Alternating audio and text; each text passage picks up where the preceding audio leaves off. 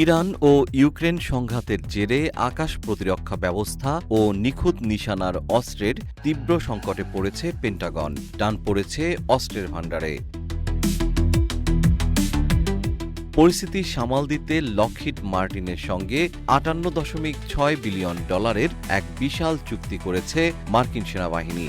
উদ্দেশ্য প্যাট্রিয়ট ইনসেপ্টর ক্ষেপণাস্ত্রের উৎপাদন বহুগুণ বাড়ানো। 29 জুলাই পেন্টাগনের তরফে এই তথ্য জানানো হয়েছে।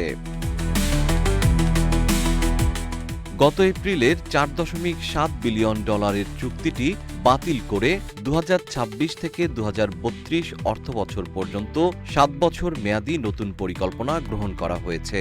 ওয়াশিংটন ভিত্তিক গবেষণা প্রতিষ্ঠান centre for strategic and international studies এর হিসাব মতে মার্কিন সামরিক বাহিনীর হাতে বর্তমানে 1000-এর কম প্যাট্রিয়ট এবং 250-টিরও কম থার্ড ইনসেপ্টর মজুত রয়েছে। জীবন অবাক না করলে কে করবে? 28% মিল্ক ফ্যাটের অবাক করার সাথে ফ্রেশ মিল্ক পাউডার। জীবন অবাক করুক প্রতিদিন। প্রেসিডেন্ট ডোনাল্ড ট্রাম্প শেয়ার হোল্ডারদের মুনাফা দেওয়ার চেয়ে অস্ত্র উৎপাদনে জোর দিতে ঠিকাদারদের উপর টানা চাপ বজায় রেখেছেন।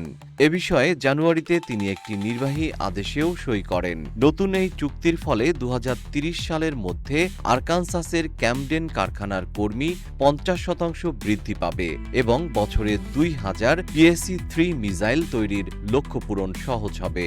এর আগে রেথিয়নের সঙ্গে টমাহক ক্রুজ ক্ষেপণাস্ত্রের উৎপাদন বছরে 60টি থেকে বাড়িয়ে 1000টিতে উন্নীত করার একই ধরনের চুক্তি করা হয়েছিল। জিএম শিহাব, রূপালী বাংলাদেশ।